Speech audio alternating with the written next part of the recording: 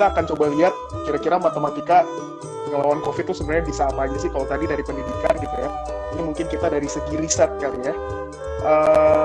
Oke, sebelum kita masuk ke materi yang lebih jauh, saya lebih suka untuk mulai dari soul-nya matematika tuh sebenarnya apa sih? Selama ini kita mungkin belajar, oke, tapi pernah nggak sih kita mempertanyakan sebenarnya itu matematika itu ditemukan atau diciptakan? Apakah manusia menemukan matematika atau manusia menciptakan matematika? Nah ini sebenarnya perdebatan panjang juga gitu. Kalau kita akan debat ya ini mungkin akan jadi panjang. Tapi saya sebenarnya penganut matematika itu diciptakan gitu ya. Nah, matematika sendiri sebenarnya diciptakannya ada dua menurut saya. Pertama, untuk memahami masalah dengan lebih baik, yaitu yang ini.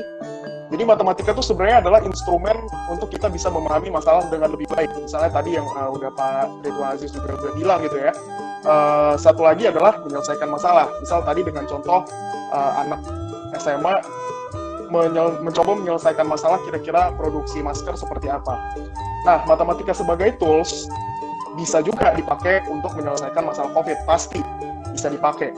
Tapi sebenarnya kita harus melihat juga bahwa COVID-19 ini bukan hanya masalah yang melibatkan bidang ilmu matematika doang sebenarnya. Gak hanya ilmu matematika yang terlibat di sini, namun sebenarnya semua bidang ilmu. Indonesia saat ini data yang diambil kemarin itu 43.800 yang terkonfirmasi positif. Jadi udah lumayan besar nih, dan ini yang perlu jadi catatan ya, kita sekarang udah tertinggi di ASEAN. Jadi kita udah lebih tinggi bahkan ngelewatin Singapura. Dan belum ada tanda-tanda situasi membaik.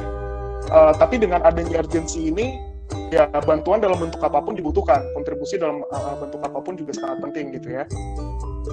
Oke, kalau kita masuk ke matematikanya,